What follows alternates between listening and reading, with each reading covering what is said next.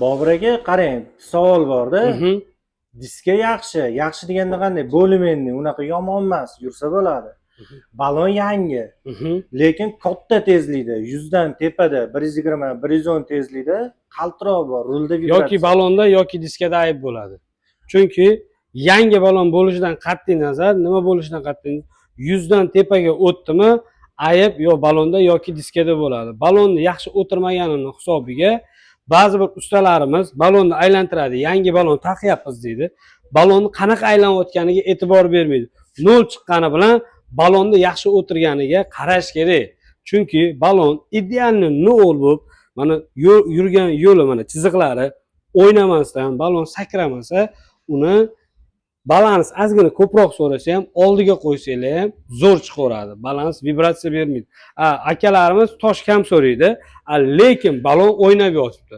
Bu foydasi yo'q balansirovkani. Baribir 100 dan keyin vibratsiya beradi. Tushunarli. Balonni o'tkazish kerakmi shunda? Balonni o'tkazish kerak. Bir 2 beramiz dedi.